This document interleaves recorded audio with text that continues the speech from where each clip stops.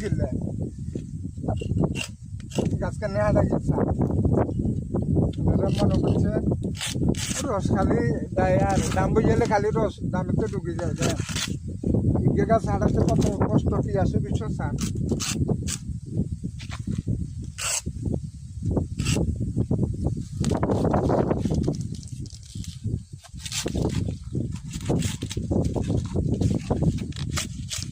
ডুবাতে নিম্নে 2 থেকে 3 টান লাগে